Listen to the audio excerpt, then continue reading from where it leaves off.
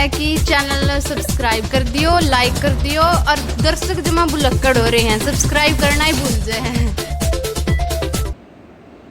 प्रिय विद्यार्थियों, हरियाणा चेतना न्यूज का जो ये कार्यक्रम है सामाजिक उद्देश्य से परिपूर्ण ये कार्यक्रम है ताकि ग्रामीण परिवेश के बच्चे जो कहीं कोचिंग के लिए नहीं जा सकते वो अपना जो ज्ञानवर्धन है इस चैनल के माध्यम से कर सके। पहले हमने स्वर संधि शुरू की थी और स्वर संधि में भी हमने दीर्घ स्वर संधि जो है कर ली थी। दोबारा से एक बार फिर से हम सभी स्वरों को लिखते हैं। अगर हम स्वर संधि करेंगे तो इसमें हमें हर कहीं स्वरों का जो प्रयोग है वो करना पड़ेगा, इसीलिए जितने भी स्वर हैं वो हम एक बार फिर से लिख लेते हैं।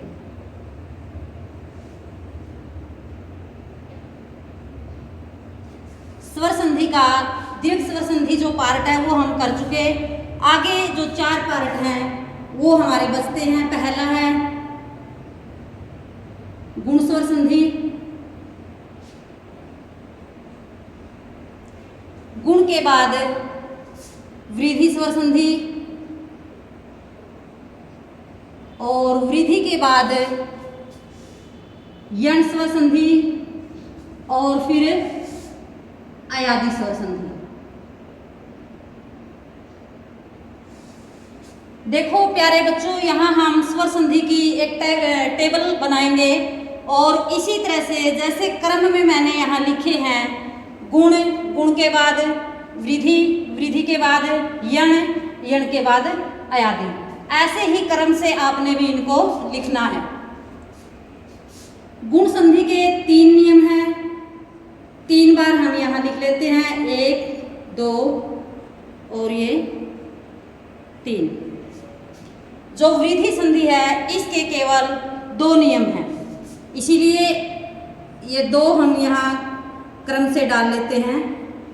यण संधि के फिर से 3 नियम हैं, 1, 2 और 3। वृद्धि संधि के हमारे पास 4 नियम हैं।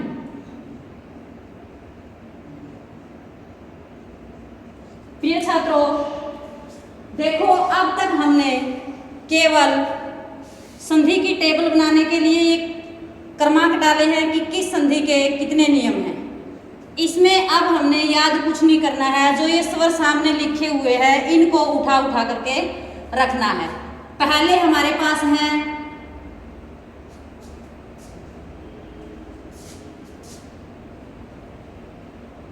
शुरू में हमने यहाँ अ लिखा है और जो गुण स्वर संधि है इसमें अ या आ का ही प्रयोग होगा। अब सबसे पहले हम लिख देते हैं अ या आ, प्लस में क्या आएगा वो हम बाद में करेंगे। इसके बाद यहाँ भी हमने ऐसे ही लिखना है अ या आ और यहाँ भी हमने ऐसे ही लिखना है अ या आ।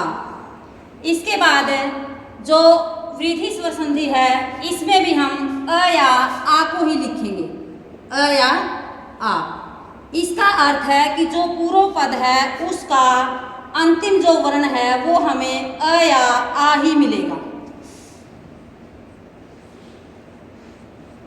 इनके प्लस में क्या आएगा वो हम बाद में करेंगे, अर्थात उत्तर पद का प्रारंभिक वर्ण क्या मिलेगा वो हम बाद में करेंगे।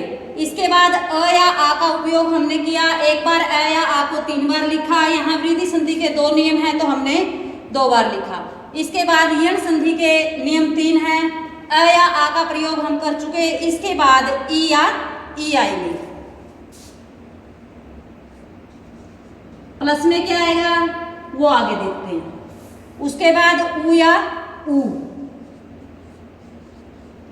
ऊ या ऊ के बाद है री,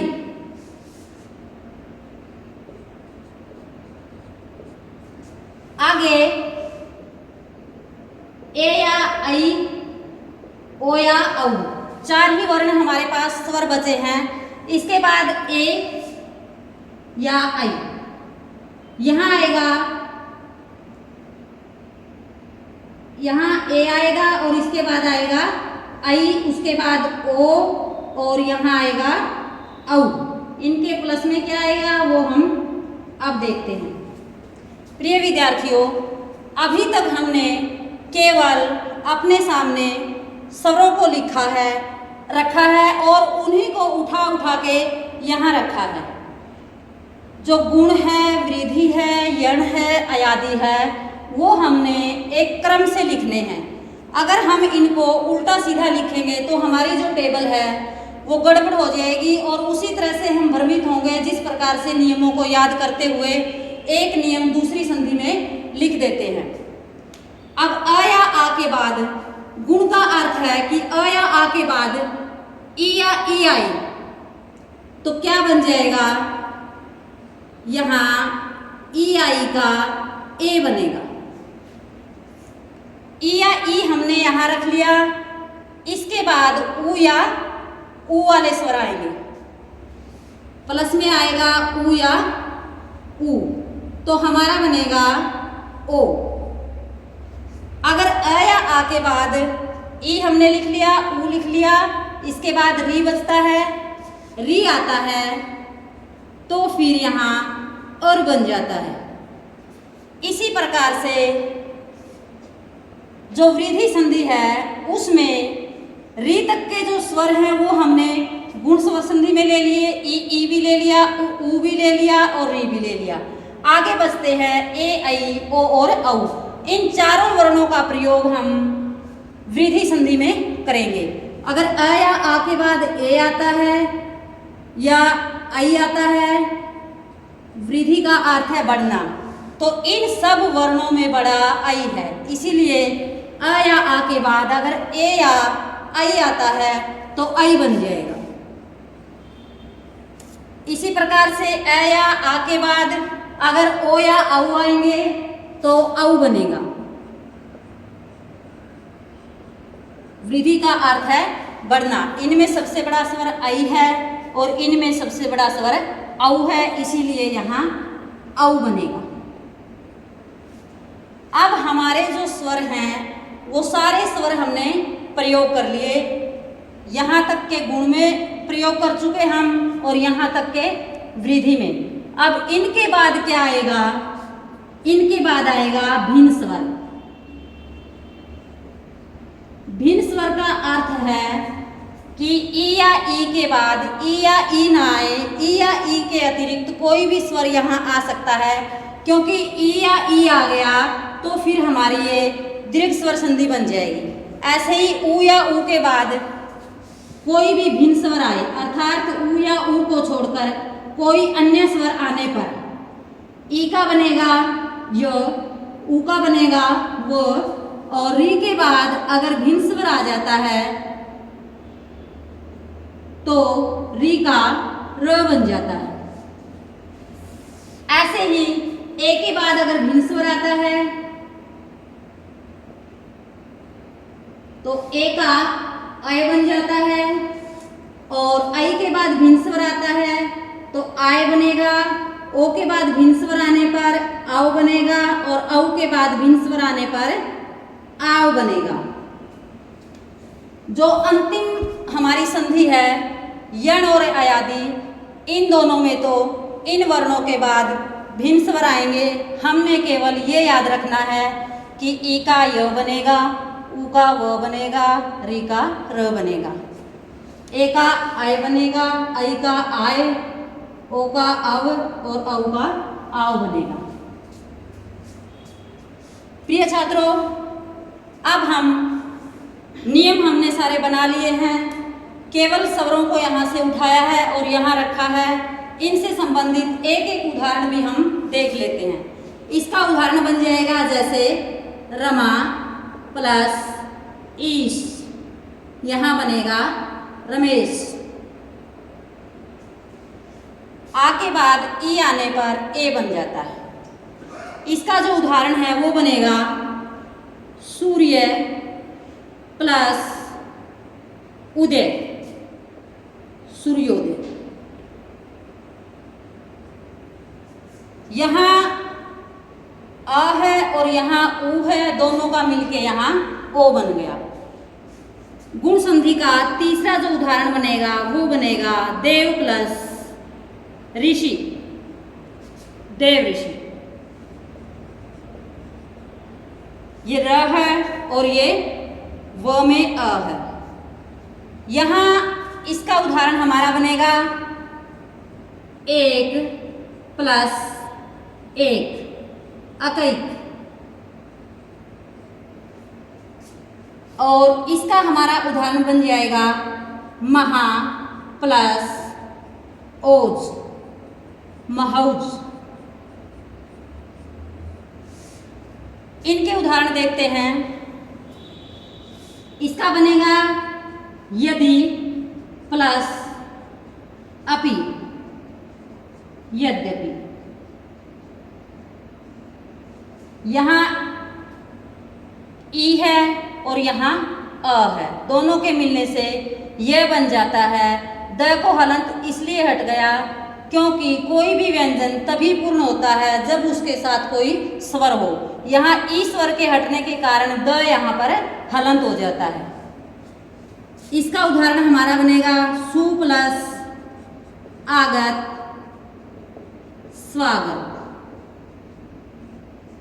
यहाँ री का र बनेगा जैसे पितृ प्लस आज्ञा, पित्राज्ञा। यहाँ त प्लस ये री है और यहाँ त्र में त प्लस र है, इसीलिए यहाँ री के बाद अभिन्न स्वर आने से री का जो है र बन जाता है। यहाँ हमारा बनेगा ने प्लस अन, नयन। ए है यहाँ अ है तो यहाँ नयन बन गया, न में अ है और यह हमारे पास है। इसके बाद अगर नई प्लस अक है तो नायक बन जाता है। यहाँ उदाहरण हमारा होगा पो प्लस अन, पवन। यहाँ हम कर लेते हैं पौ प्लस अन, पावन। प्रिय छात्रों, अगर आप स्वयं एक दो बार संधि की इस तरह से टेबल बनाकर देख लेते हैं तो संधि के जो नियम है आप कभी भी नहीं भूलेंगे और ना ही एक नियम को दूसरी जगह पर रखेंगे। आपने कुछ भी इसमें याद नहीं करना, केवल स्वरों को लिखना है, फिर इनको उठा के यहाँ रखना है। और इस टेबल को अगर आप 2 बार बनाकर देख लेते हैं तो संधि आपकी हमेशा के लिए स्थायी हो जाएगी। और यण स्वर संधि हमारे लिए सबसे ज़्यादा जरूरी है, क्योंकि कई बार एंट्रेंस टेस्ट में हमें उपसर्ग अलग करना होता है, तो यण संधि के नियम जो हैं हमारे बहुत काम आते हैं। क्यों? क्योंकि अगर स्वागत है इसमें हम उपसर्ग छाटें तो अगर संधि का ज्ञान होगा तभी हमें पता चलेगा कि उपसर्ग यहाँ शव न होकर सु है। धन्यवाद। इस चैनल को सब्सक्राइब करें, लाइक करें और जो फ्री कोचिंग क्लासेस है उसका ज़्यादा से ज़्यादा लाभ सभी विद्यार्थी जो हैं उठाएं। जय हिंद। अगर आपको हमारी वीडियो पसंद आए तो लाइक करें, सब्सक्राइब करें और शेयर करें।